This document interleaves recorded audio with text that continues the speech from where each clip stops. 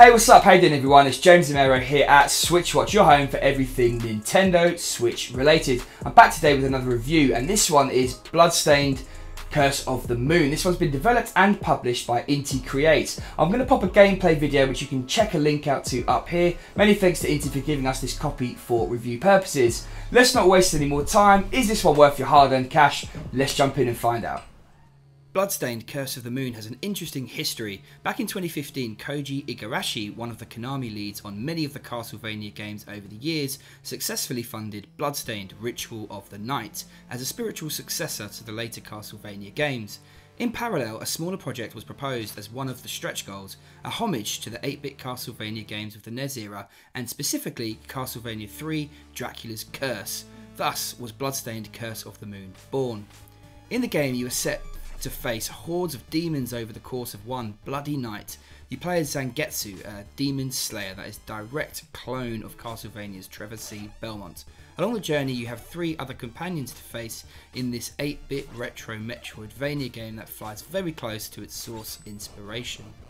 If you have played Castlevania 3 Dracula's Curse, or in fact any of the series, then you will know what to expect. There is a large open world setting which you progress through. Unlike that series, there is less backtracking, with the game being slightly more on rails. You progress from one section to another, facing a big boss at the climax of each region.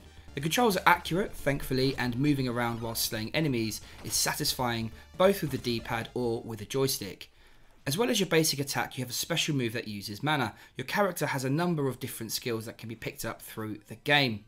Where Bloodstained Curse of the Moon diverges is in its multi-character system. You end up with 4 characters, each with a particular skill set. Miriam, for example, can jump higher than anyone else, whilst Alfred is weak but possesses strong magic skills. Combining these character skills and strength is the key to completing the game. If you stick with one character, they will inevitably die, and once they are dead, they are not available until you reach the next level or a game over, which can be a particular pain if you lose a couple of key characters early in a level. These skills are awesome, giving you a sense of power and are essential to killing the game's big bosses. These bosses don't offer quite the challenge I expected, though they are cool in design. The campaign is short at only 90 odd minutes, but it will take you closer to 5 hours to complete, as you inevitably get stuck, and some may choose to replay at its harder difficulty settings. There are multiple endings in order to encourage this as well.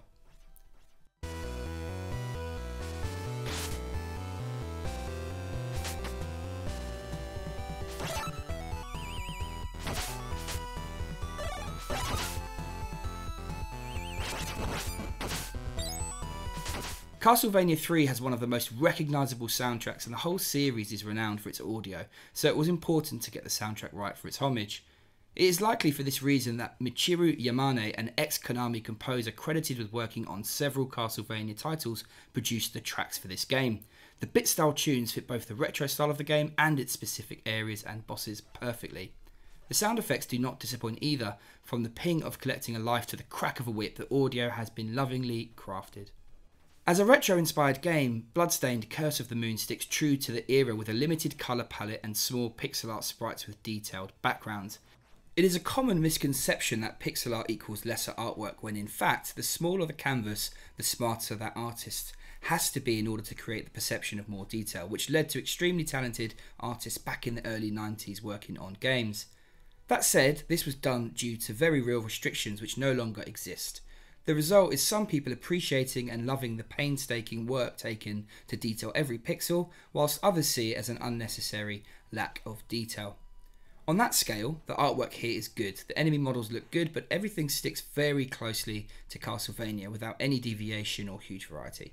The backgrounds and bosses in particular are pleasing on the eye, and is a testament to the love the developer has for the genre, as well as knowledge and skill. The little details work as well, from flickering lanterns to exploding enemies. The monochrome characters look best on the move, and performance-wise, it's not a surprise that there are no issues here. At $9.99 in the US and £8.99 in the UK, the game is the same price as on other platforms, with the added bonus of being able to play on the move. Bloodstained Curse of the Moon offers up a short campaign, but includes various difficulties, providing some replayability for those in need of a nostalgia hit. Overall, Bloodstained Curse of the Moon pays loving homage to Castlevania 3 Dracula's Curse. Everything from its characters to its excellent soundtrack are carefully crafted in its image. Whilst it doesn't offer a lot that is new, it does its source game justice in its attention to detail. A solid Metroidvania that plays very well on the move or in front of your TV. Overall then, this one earns a very solid 8 out of 10.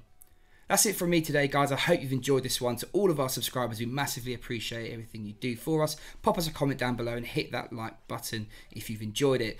If it's your first time here and you want to stay up to date with everything Nintendo Switch related, from gameplay videos to more reviews, then please check us out, and why not subscribe while you're at it. Thank you very much. I'm James Romero. This is SwitchWatch. Take care.